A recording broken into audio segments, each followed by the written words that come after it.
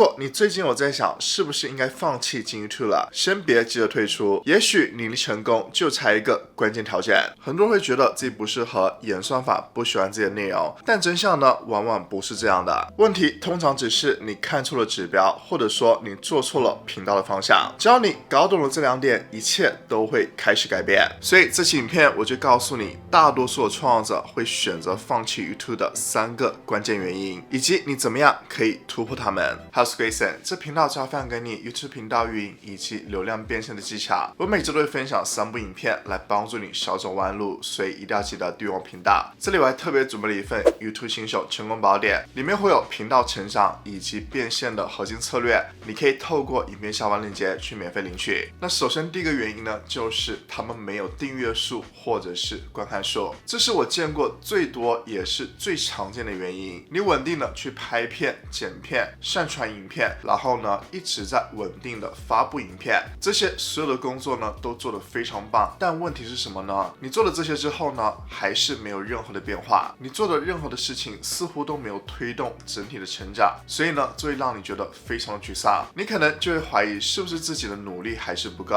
但其实真正的问题是呢，多数人他们失败的原因不是说他们不够努力，而是他们努力错了方向。YouTube 它并不是说你上传完影片之后就没有事了，就静静的等待演算法会眷顾到你，来送给你流量还有订阅，那根本就不是 YouTube 的运作模式。所以接下来我说的这句话呢是非常重要的。YouTube 它是关于人，不是演算法。人类点击观看影片是基于一些可预测的心理原因。如果说你不了解这背后的心理学，那么你永远都是在瞎猜。但是一旦你懂了，就像是打开了电灯的开关一样，所有东西都清楚了。我自己花了很多的钱去上课，去请导师去教我，也读过了很多行销相关的书籍。我发现那些最成功的行销人、创作者，他们有个共通点，就是呢，他们非常的理解观众的心理，他们非常理解哪些心理会触发什么反应，懂得使用某些心理原则来设计内容。你并不需要去成为心理学家，你只需要知道观众是如何点击观看，如何去爱上影片内容，如何选择购买，这样就可以了。比如说新奇感背后呢，就是有一个心理的机制。在 The Diary of a CEO 这本书里面呢，作者呢是有讲几章这些原则的，对我的帮助非常大。但在这期影片里面呢，我会给你2个非常实用，但是又能够立即使用的心理原则。首先第一个原则呢，就是好奇心缺口。人类大脑是讨厌未解之谜的，心理学上呢，这叫做蔡格尼克效应。Netflix、Disney Plus 这些串流平台呢，都在使用这个心理。他们会在每一集影片的结尾去留下个悬念，制造出一个开放式的循环，让观众迫不及待的去想要去看下一集影片。这就是蔡格尼克效应的实际运用。所以当这些大型的串流平台，那些成功的创作者都在使用这个原理的时候，你为什么不用呢？如果说你的标题和缩图能够在观众的心里面去开启一个问题，或者说能够让他快速的引起共鸣，或者是击中他的痛点，那么这些观众就无法不点击进去。比如说你是做剪辑教学类影片的，你的第一个标题是剪辑时需要避免的错误，第二个标题是没人告诉你的剪辑错误。第一个标题呢，就会让人滑过去之后也是没有什么感觉的，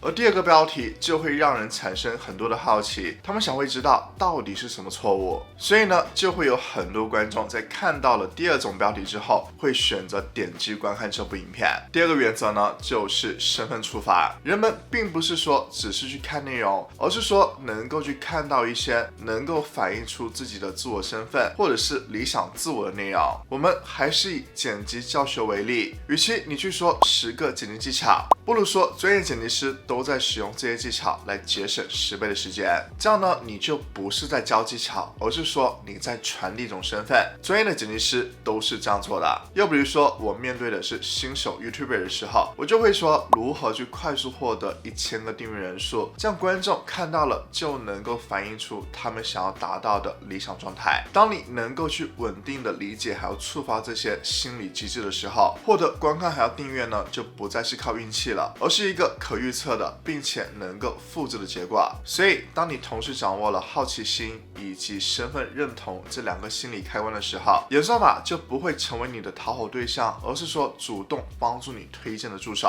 第二个原因呢，就是不再享受创作。这通常呢是会发生在创作者本身呢不是因为喜欢而去拍影片内容，他是在刚开始的时候看到了某些领域它的流量是比较高的，所以呢就选择拍摄那类型的内容。这是我见过的最多次的陷阱之一。即使说一开始是有效的，你拍了那类型的影片，你获得了不错的观看量，但是久而久之呢，你是把自己去困在了一个牢笼里面。你花了好几个月甚至好几年的时间去拍自己并不喜欢的内容，而你呢只是为了那些数字，这就是你产生职业倦怠的根源。你并不是不适合创作，而是你暂时的迷失了创作本身的意义。那有没有解法呢？当然是有的。你要去重新的评估你的内容的方向，你要去找到三者之间的平衡。你热爱的事情，你认为有意义能够产生影响的事情，以及呢你擅长的事情，这三者的交集呢就是你频道的理想方向。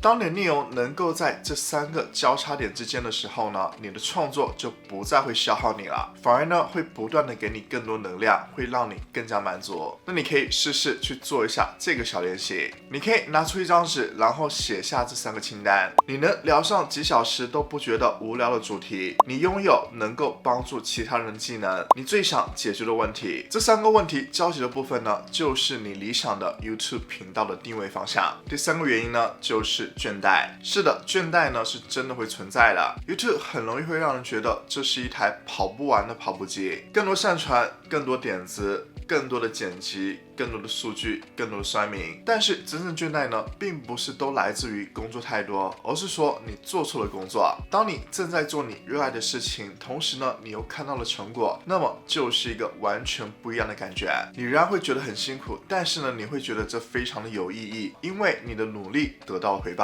就像我，你看到我每周呢都会更新3部影片，这其中的工作量呢还是蛮大的，但是呢我为什么能够坚持？因为呢我觉得我努力了，我是能够去看到成果的，我觉得我的工作非常有意义，所以呢这会给我很多的动力，让我持续的去坚持更新影片。如果说你现在想的是去放弃 YouTube， 但真相是呢你可能还不该，而且呢也不需要去放弃 YouTube， 你只需要去重新调整方向，去理解观众为什么会喜欢观看影片，再来找到自己真正享受创作内容就可以了。当你在创作过程中有产生怀疑的时候是非常正常的，因为呢 YouTube 它并不是一个短跑比赛，而是一场马拉松。如果你真的觉得累了，你可以休息，但是呢千万不要退出。真正最终成功的创造者呢，不是那些没有尝试到失败的创造者，而是那些能够在创作道路上面不断的持续的修改，不断的改进，最后坚持下来的人。如果你听到这里，应该已经明白，不是 YouTube 不行，而是你用错了方法。当你理解观众心理，知道拍什么，怎么拍，如何让观众看到你影片，你的频道就会开始稳定成长。而这也是我在 YouTube 频道运营大师课里面完整教的内容。这门课程呢，会带你从频道定位、内容策略、标题缩图，再到流量变现，